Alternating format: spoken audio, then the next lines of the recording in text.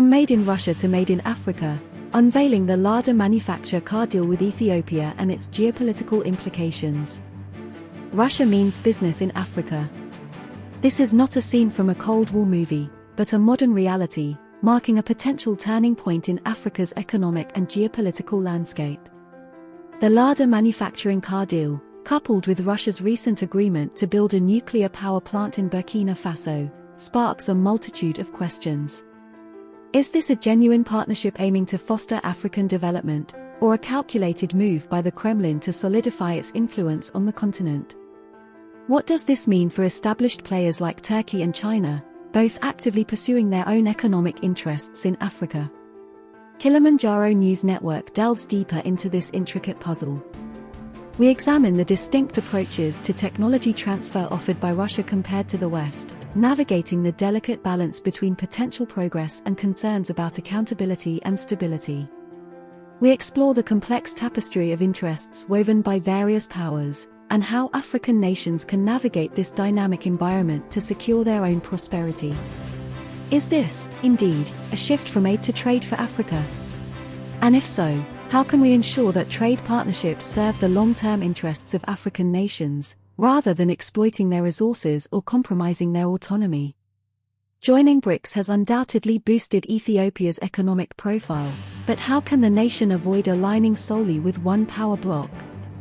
This is not merely a story about cars and electricity, but a potential harbinger of change for the entire continent.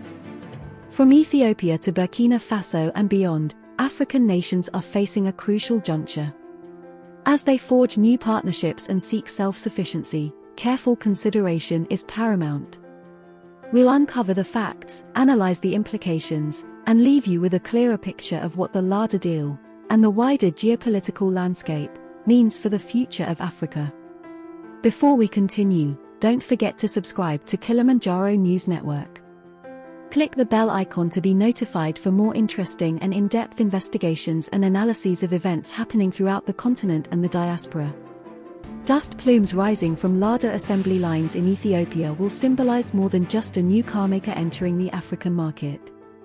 This landmark deal, echoing Russia's recent agreement to build a nuclear power plant in Burkina Faso, reflects a broader strategic shift, a calculated move by the Kremlin to deepen its influence on the continent. With established players like Turkey and China already vying for African partnerships, a question arises: is this the dawn of a new era, with aid giving way to trade, and technology transferred with distinct strings attached? Ethiopia, a member of the BRICS economic bloc alongside Russia, provides fertile ground for this experiment. The Lada deal promises job creation, technology transfer, and a boost to the local automotive industry. But it's crucial to examine the bigger picture. Russia's interest in Africa extends beyond cars and electricity. It's about securing natural resources, countering Western influence, and building strategic alliances. While Western nations have traditionally focused on aid, which critics described as a calculated move to keep Western puppets in power, Russia offers a contrasting approach. Technology transfer comes with closer political ties, often bypassing established governance structures. Weapons deals and support for embattled leaders in the Sahel is clearer indication of Russia's strategic approach. This approach sparks competition and complicates regional dynamics. Turkey, with its growing economic and military presence, and China, a dominant infrastructure investor, are not passive observers. Each player brings its own unique approach and geopolitical goals. This complex tapestry of interests, woven against the backdrop of Africa's diverse needs and aspirations, creates a dynamic and potentially volatile environment. There's a global trend towards trade taking precedence over aid in Africa. While this opens doors for growth and self-sufficiency, concerns arise about exploitation and unequal partnerships. Ensuring African nations benefit from these deals, rather than becoming pawns in a larger geopolitical game, requires careful navigation. Joining BRICS undoubtedly improves Ethiopia's economic credibility, potentially attracting new investments. However, it's crucial to avoid aligning solely with one power bloc.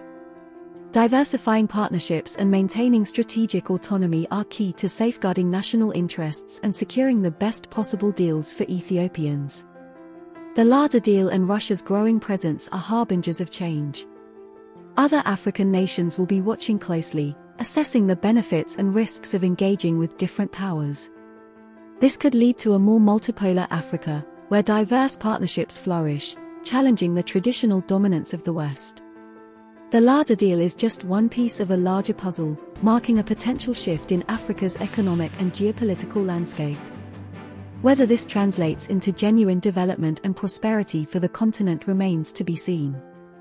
Navigating this complex terrain requires African nations to carefully consider their needs, leverage their strategic importance, and ensure that any partnership, be it with Russia, China, Turkey, or the West, serves their long-term interests.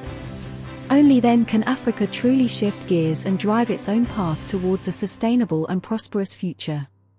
Kilimanjaro News Network would like to hear from you directly. Join the conversation. Do you see the increasing engagement of Russia and other non-traditional partners as a positive development for Africa, or does it raise concerns about exploitation and hidden agendas? How can African nations ensure they benefit from these partnerships in the long run? In light of the Lada deal and other similar ventures, do you think traditional aid-based models of development are becoming less relevant for Africa? What are the potential advantages and disadvantages of a shift towards trade-based partnerships? Beyond economic considerations, what are the possible geopolitical implications of Russia's growing presence in Africa? Could this lead to a more multipolar world order, and if so, what would that mean for the balance of power and global alliances? Send us your messages. Remember to like, share, and subscribe to Kilimanjaro News Network, the authentic voice of Africa. Kilimanjaro News Network broadcasts in Swahili, Arabic, English, and French.